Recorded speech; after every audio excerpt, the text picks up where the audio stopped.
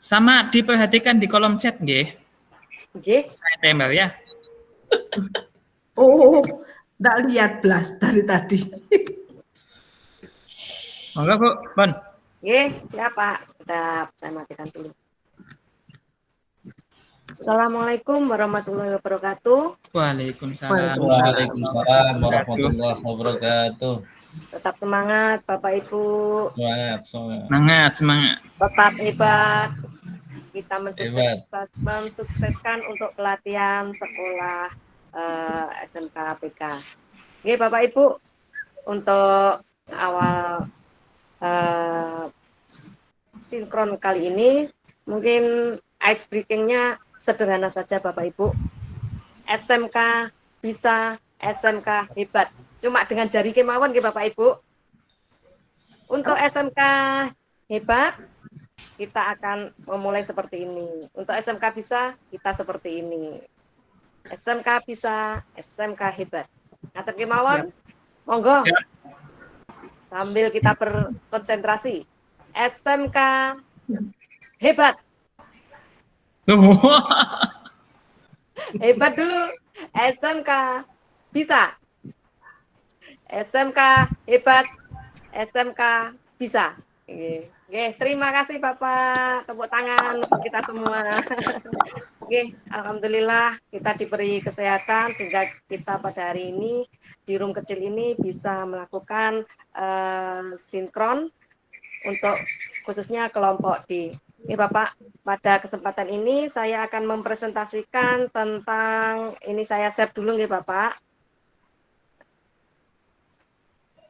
Proses penyusunan kurikulum operasional di satuan pendidikan. Sedap, saya share dulu.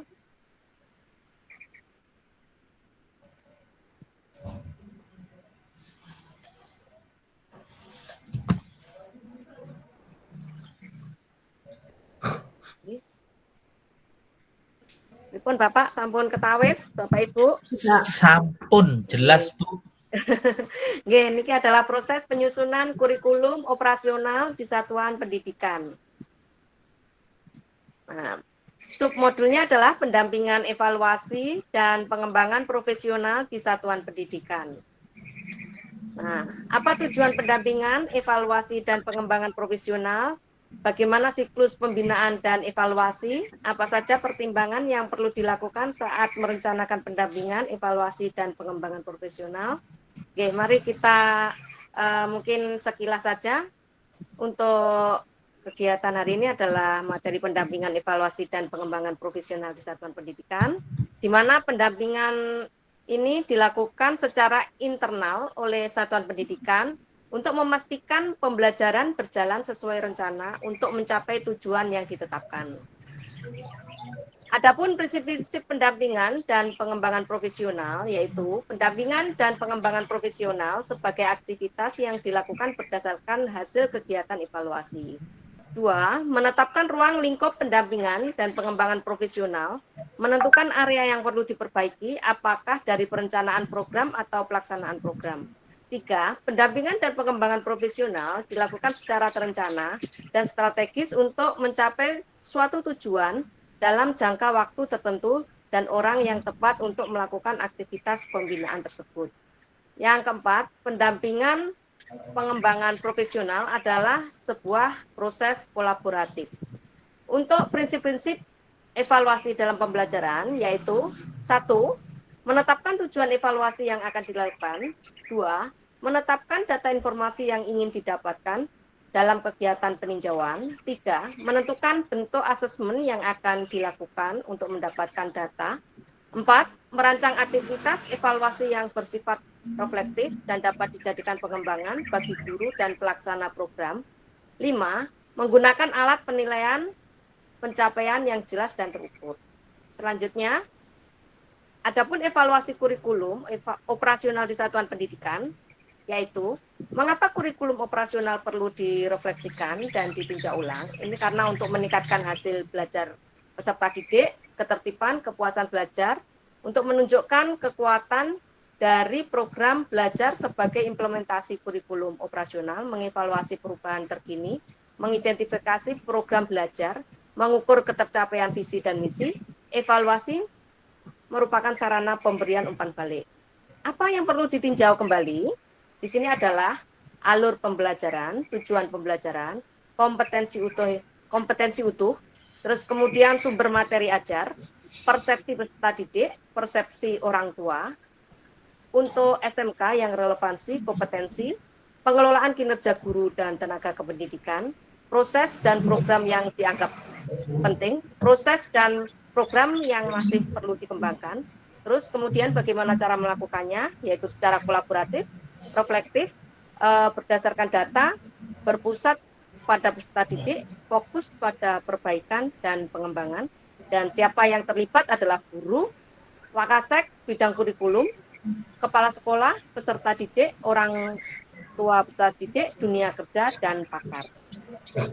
Adapun dalam melakukan pendampingan, evaluasi, dan pengembangan profesional dalam pembelajaran, ini adalah sesuai gambar yang saya tunjukkan. Ini kita perlu melakukan perencanaan dulu, yaitu pemetaan kurikulum dan perencanaan pembelajaran, pelaksanaan pembelajaran, evaluasi pembelajaran, kemudian refleksi dan umpan balik, kemudian pendampingan dan pengembangan profesional.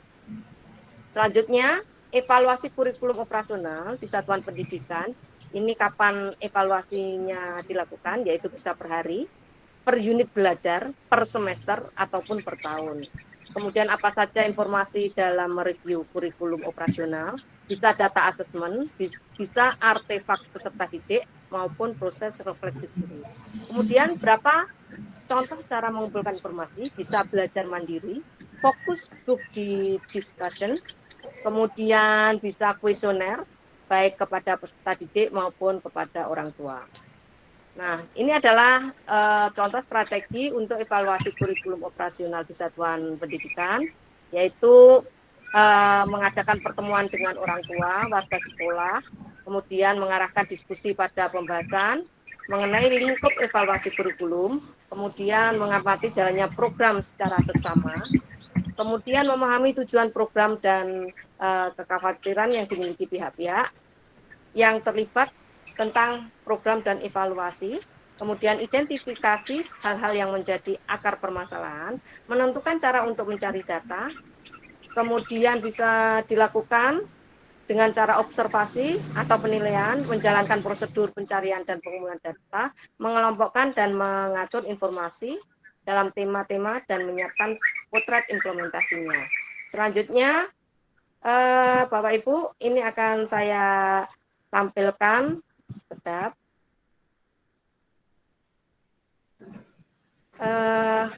Contoh dari evaluasi tadi.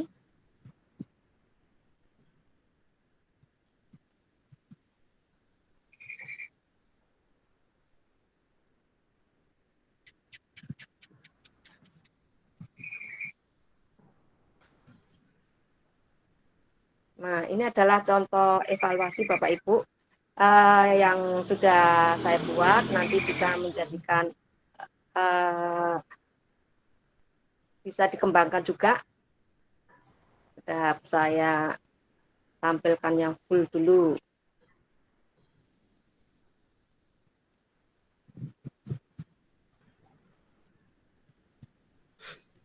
Nah, ini adalah form rencana pendampingan, evaluasi, dan pengembangan profesional yang saya buat, nanti bisa dijadikan referensi, nanti disesuaikan dengan karakteristik dari sekolah Bapak Ibu.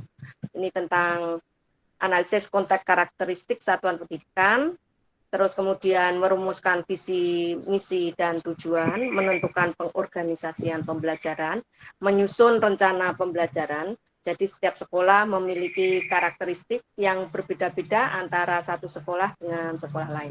Nanti untuk formnya akan saya bagikan. Monggo Bapak Ibu, mungkin ada yang perlu kita sharingkan pada kesempatan ini. Monggo. Dari presentasi tadi mungkin ada yang perlu kita sharingkan bagaimana penyusunan karakteristik di sekolah Bapak Ibu. Mungkin berbeda dengan sekolah saya. Sekolah saya memiliki 11 kompetensi keahlian. Ada 4 bidang. Iya. Wow. Ada 4 bidang Bapak. Untuk pariwisata ada, seni, itu ada animasi, ada DKV, Luar biasa. ada broadcast, terus kemudian ada teknik, multimedia, TKJ, RPL,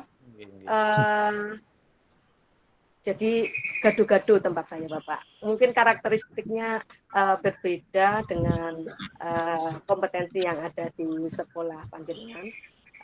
Dari Ada kami, kimia industrinya ya Bu ya? ada Bu, kimia industrinya juga ada. Iya. Oh iya. Kebetulan kami juga menggunakan secara kolaboratif untuk evaluasi juga pengembangannya. Kita menggunakan produk PJJ dari buatan anak-anak kita sendiri, Bapak. PJJ-nya adalah produk dari anak-anak RPL. Bu Sis temannya Pak Sugeng nggih, Bu nggih? J, Pak. Wah ya Allah Gusti, ya.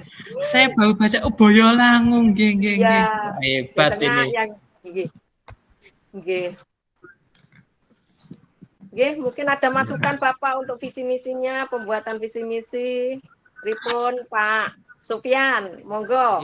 Ibu, kalau untuk ya memang setiap sekolahan kan punya gayanya masing-masing untuk melakukan proses penyusunan kurikulum operasional satuan pendidikan, terutama di dalamnya ada visi misi.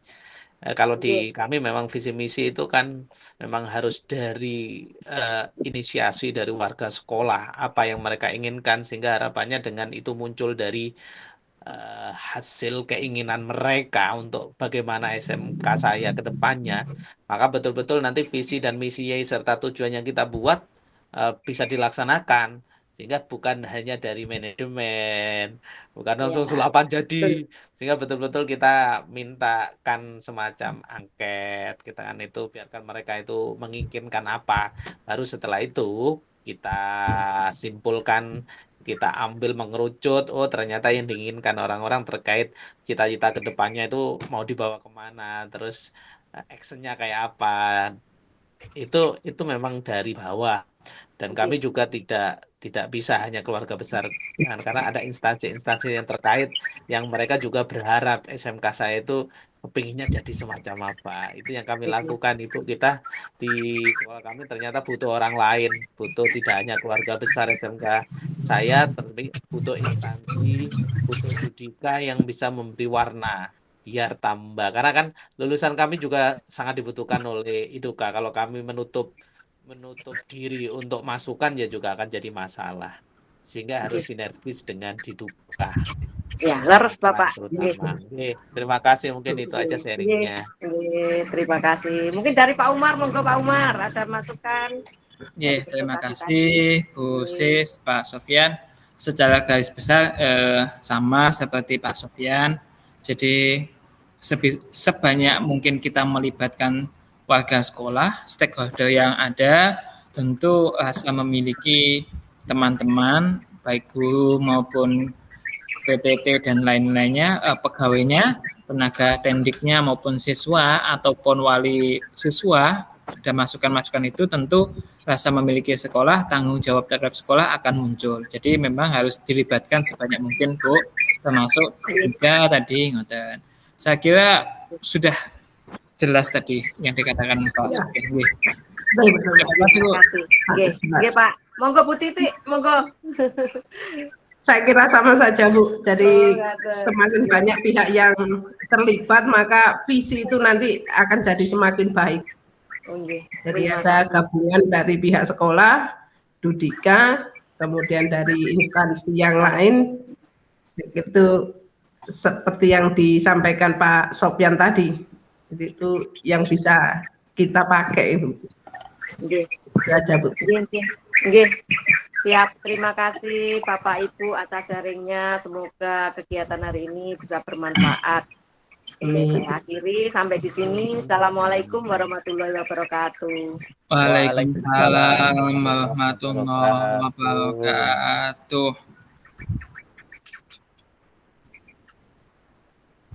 Oke, terima kasih. Alhamdulillah hasilnya kayak apa itu yang terbaik. Saya mental barusan